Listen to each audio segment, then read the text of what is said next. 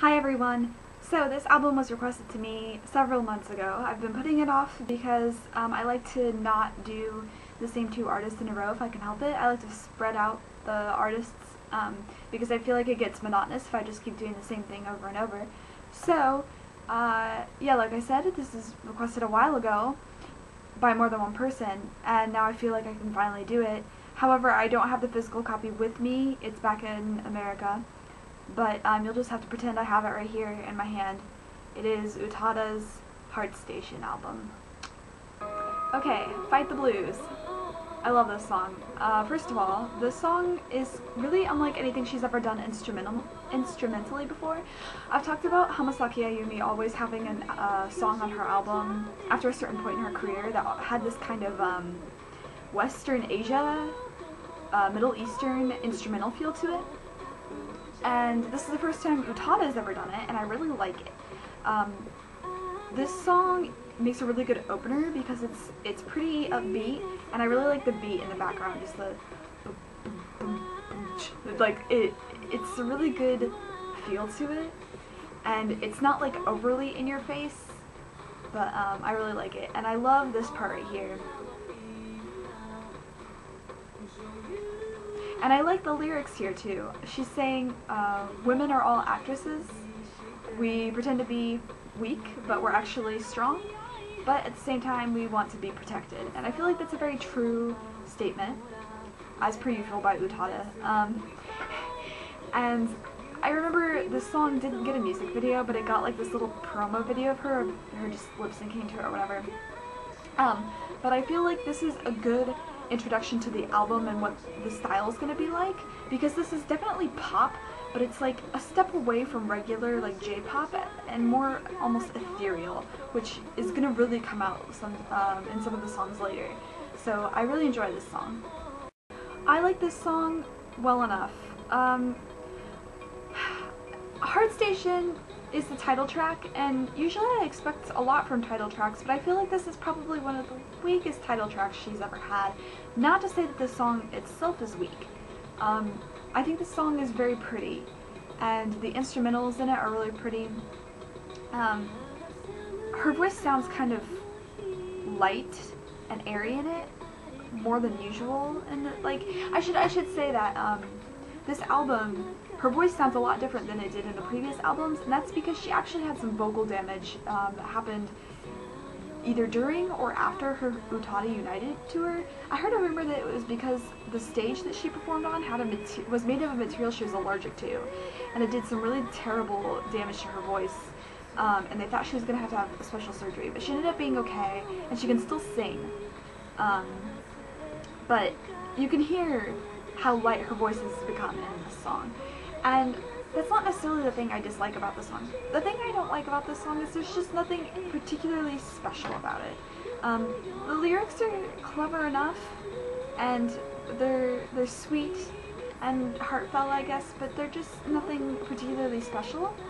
But this is a good song to listen to if you're just kind of calm and you're just kind of sitting down, you know, calm. It's a calm song. It's soothing. The best part, actually, though, is the ending, because it has some really cool instrumental and vocal techniques mixed together. And I really like this part where she's speaking. I love her speaking voice. I could listen to it all day. It's very low and it's low, but it's feminine, and I really like it. Oh wow, I can't even talk. I absolutely love this song. Beautiful World. There was an interesting thing that happened when she released this single. It was coupled with Kiss and Cry, and there was this rumor that this single might not appear on her next album because this was one of the themes of Neon Genesis Evangelion, if I'm pronouncing it correctly. I don't know. But anyway, I actually bought the single. I'm so glad I did.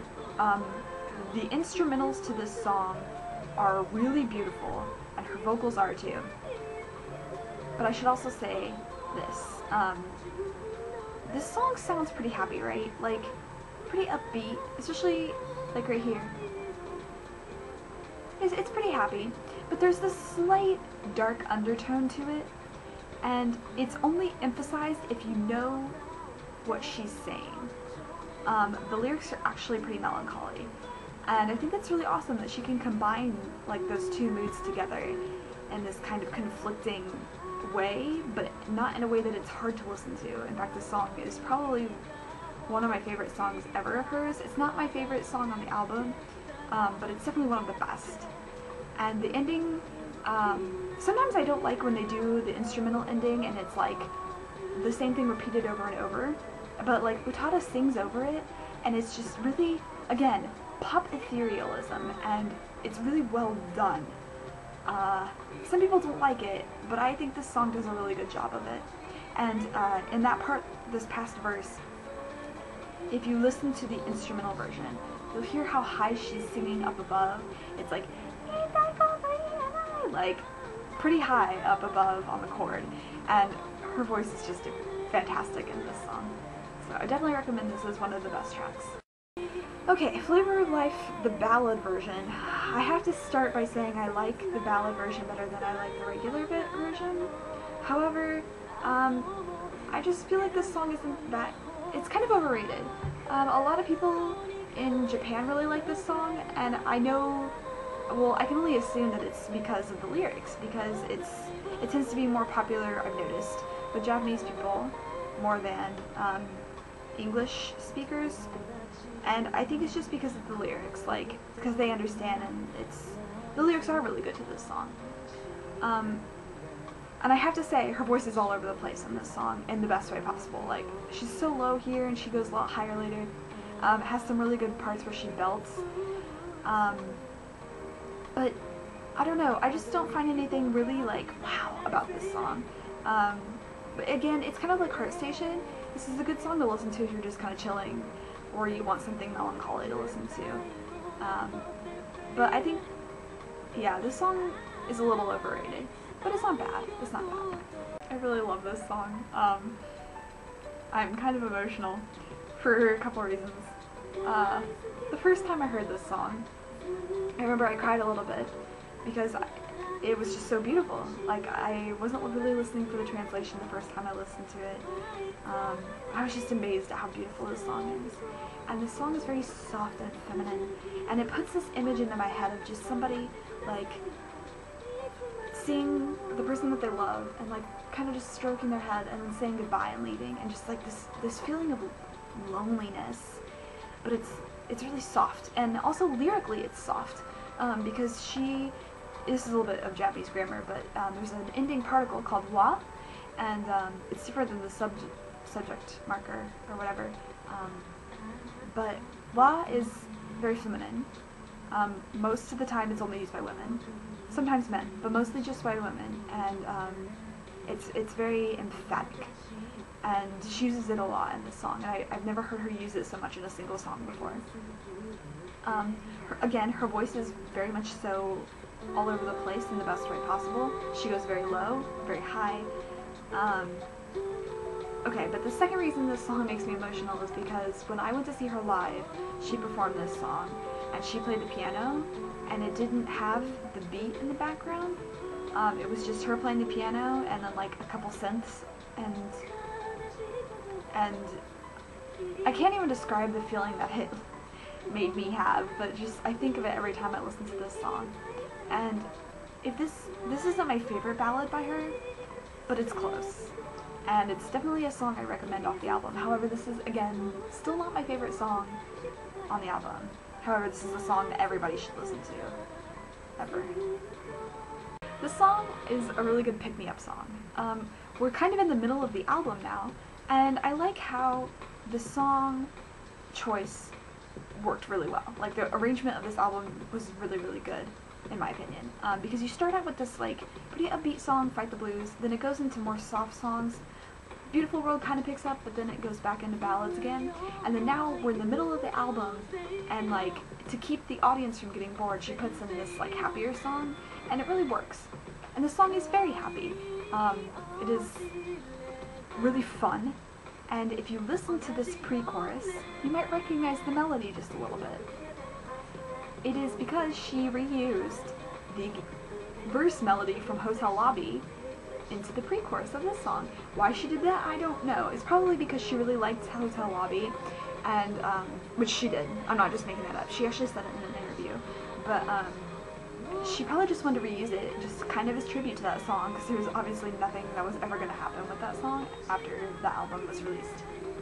So, this is a really happy song, like I said. I love the ending, because again, it repeats an instrumental over and over again, kind of like Beautiful World did, but we get, finally, Hisashiburi, but we get her jazzy, sassy vocals, which we really haven't had since the Distance album. Like, we had it a little bit in between, but this is like the scatting, and I missed it, and I was so happy to hear it again when this song came out. And I remember listening to this song over and over when it first came out. And yeah, this is a really good song too. It's probably not my favorite, like, upbeat song of hers or anything, but it's a really good song. And I love the instrumentals in this song as well, just FYI. Okay, I'm really happy about this interlude, because not only do I like it, but it's actually in the middle of the album. Like, on Ultra Blue and Deep River, the interlude, and in First Love too, the interlude was toward the end. And I hate it when they do that. That's not an interlude. That's like something else. I don't know what to call that. But like, this is actually in the middle of the album. And I remember first listening to this and I was like, okay, because somebody had told me, oh, this leads into the next song. But there are elements of Heart Station, which you'll hear here. And I was like, okay, so I have no idea what's going on because Heart Station, the song already played. So I had no idea what song this was going to lead into. But I really like how ethereal this is, and it's like, it's building up really well, and like her voice gradually gets stronger through it, and the instrumentals like swell, and I love how it carries into this next song. I'm just kind of dragging out my talk so that you can hear it, but here it comes. Okay, Celebrate. This song is really awesome. It's such a party song, and it's just the song that you want to like get up and like, I don't know, I can't listen to it without like at least bobbing my head, or if I'm walking I end up walking to the beat, and it's just so catchy. Again, kind of picking up the mood a little bit happier. However, if you know the Japanese to this, the lyrics are actually a little bit melancholy again. Not as melancholy as Beautiful World, but a little sad, a little lonely. However, I love the visual image that this song gives me. It gives me the image of people like at weddings, and you know how like after the couple has to dance, and then they dance with the parents, and then like people just go out on the floor and they play all the ridiculous songs, and then like everybody dances. It's kind of that feeling. But I don't know, I really like this song, and I feel like it's an overrated Utada song. I feel like people don't think of this song when they think of Utada and her happy songs, which is a shame because this song has a lot of good things going for it. So I think that this is, yeah, definitely underrated, and that if you listen to this album, you should pay attention to this song, please, because it's really good. And I like this part where it comes in the chorus. It's just so happy. I really like this song.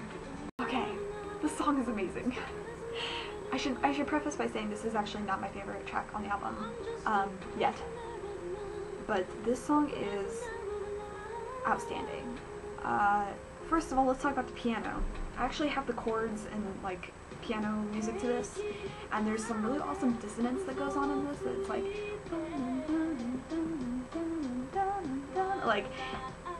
it sounds so good, and I like how it has this R&B beat going on, but it's still definitely pop, and then the strings come in here. It has these high strings going like with this intensity, but then it has the low strings just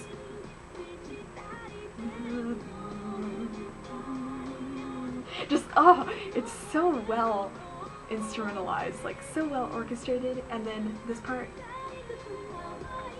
the instrumentals that come in are perfect. The strings are so dramatic, and I don't know, it fits this song really well, because the song has some really happy moments, both lyrically and instrumentally, but like mostly it's sad and dramatic, and it really fits with, like, if you think about love, if you're a prisoner to love, a lot of the times, love isn't happy. Like, it's a struggle, and I feel like the lyrics and the instrumentals especially fit that. And I really like the ending of this as well. The bridge and the ending are both very dramatic, especially the ending where she's just saying, "Stay with me," and it's, you just picture a person running and just reaching out but not being able to grasp what they want just yet. It's really well done. It's a really great song. I was kind of surprised that it was a song released as a single after the album was released. It's a great song. It's a great song. Okay, we've arrived. This is my favorite song on the album. Utada writes a lot of songs about love and friendship. Mostly love, though. And just relationships in general. However, this song is actually one of the few songs that she's written that's not about those things. It's about death. And you're like, okay, why do you like a song about death? You can't hear it unless you're listening to the song, like, with headphones in and not in the background or something. But the song is so ethereal. And, like, just the fade-ins and fade-outs of her voice, and then this part right here where she's on octaves, it's just, I have such hardcore goosebumps right now. It's ridiculous. And it's extremely beautiful. And it's very poetic. But I can't help but picture everything that she's saying in my head, of just this person, you know, like, kind of walking toward a door, and then opening the door, and then they walk through the door, and then, like, that's the end. And this song's amazing. I really can't describe the feeling that this song gives me. And I feel like, again, it's one of her more underrated songs. But I should let you know that if you do buy this album, which you should, because not only is it amazing, but you shouldn't legally download things, you'll be like, the song cuts off at the end. And it's not a bad copy of the album. The song is supposed to cut off at the end. If you've listened to Ayumi Hamasaki's Love Pierce album, you'll remember the same thing happened with Monochrome, and it's the same thing. It cuts off at the end on purpose, and it's supposed to symbolize death again. I really can't put into words the things I want to say about this song, so you'll just have to listen to it and trust me that it's a really good song. Yeah, this is my favorite song on the album. It's amazing. Amazing. So, we go from this song that's about death to this song. The title means I'm a bear, and Utada wrote it for a children's TV show. I believe it was called Minna no Uta. If you don't know, Utada has this giant stuffed bear named Kuma, and she loves Kuma, and Kuma's awesome. And the song is about a bear, and it's extremely simple Japanese. If you're just learning Japanese, this is a great song to study and try to translate. Also, if you translate this song into Spanish, if you do it right, you can actually translate it so perfectly that it fits to the lyrics. So instead of boku wa kuma, you can say yo soy un oso, oso, which I've done before. It's embarrassing, but anyway, this song is adorable. It's really simple. The bridge here, she speaks in French, which is really funny because, I don't know, it's just so random. But it's a good pick-me-up from like the last song, which was really kind of depressing. But it's about to get depressing again. Sorry. Okay.虹色バス. This song has a lot of cool things going on in it. First of all, that piano keyboard chord, it actually has enough dissonance in it, and just the right dissonance, to sound like horn honking, which I think is really cool. It fits with the fact that, you know, you're on a bus and you're going to the rainbow. The choruses are pretty light and fun, but the verses are a little bit more serious. But this song is interesting because it kind of has two halves. And you have this really happy half right here, but then it transitions into this really dark portion, which I will go ahead and transition into for you. And it repeats this whoa, ah part over and over again, and then it transitions into this really melancholy chord progression. And then she says, "Take me to a world where there is nobody." And then she repeats the line, "Everybody feels the same," over and over again. And I just remember the thing I remember the most about this song is once I went to my old high school.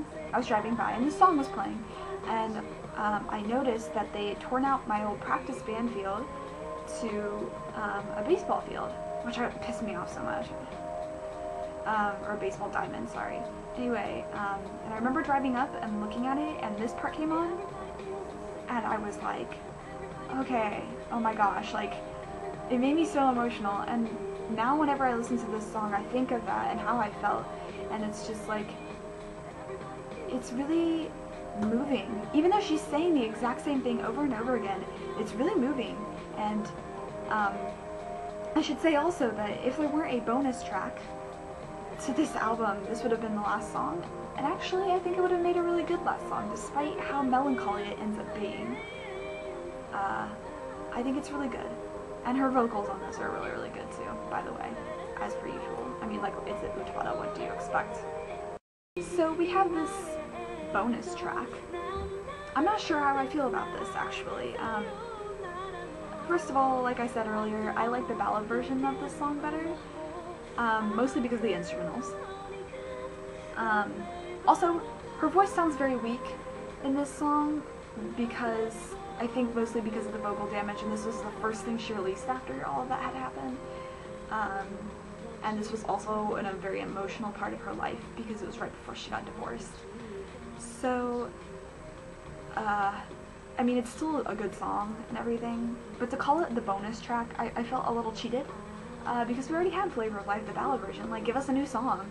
But I'd rather them have just said, hey, this is the last track, rather than bonus track. But anyway, that's just me being picky. I really don't have that much to say about this, though. I already talked about what I liked in Flavor of Life, the ballad version, and that basically carries over minus the instrumentals. Instrumentals in this are just other than the guitar. Okay, so my overall thoughts on this album, I really like this album a lot. However, I can see how people might not like this album because it moved away from regular pop to more etherealism pop. Also, the songs in this are a lot more serious than some of her other albums, and people might not appreciate the seriousness if they A, don't look up the translation, or B, don't understand Japanese, which I understand, you know, that's a thing. Not everybody's gonna learn it, unfortunately. Anyway, but do I think that this is an album worth listening to? Absolutely. But if you're just getting into Utada, I would wait. I would listen to another album first. Like Deep River is always the album I recommend for people to listen to first, because from that album you can pick out the various styles that you like of Utada. Do you like R&B Utada? Do you like pop Utada? Do you like ballad Utada? Do you like rock Utada? Like, you'll be able to figure it out from that album. And then from there you can decide what you like and what you don't like, and then pick whenever you want to listen to this album. But I do think it deserves a listen. You should also buy the album and not illegally download it, because Utada deserves every penny that she gets, because her music is consistently good. Also, I don't have the album with me, the physical album with me, but it does have awesome pictures of her in it with her really, really short hair, which I don't actually like that much on her, but she looks really pretty anyway. And it's a very soft feeling in the inside. It has like pink and blue lyrics. The lyrics are written in pink and blue characters and stuff. It's pretty. But anyway, yeah, I think everybody should listen to this album. And also, as per usual, I'm up for requests. I'm actually going to start something special next time. I'm going to try something. I hope you guys like it, and I hope it works out. But I'm going to try something special. And then after that, I'm going to review, I have a master list, hang on, I can look, another album. And then Past Future, I know was recommended by at least 2 people. So I'll get to that. But yeah, any Asian artist, instrumental or vocal, if I haven't reviewed it, or if I have, the artist I mean, throw it at me, I'm ready, bring it. my body is ready. No, just kidding. So anyway, I shall end the review there, and I really need to come up with a good outro, so see you guys later.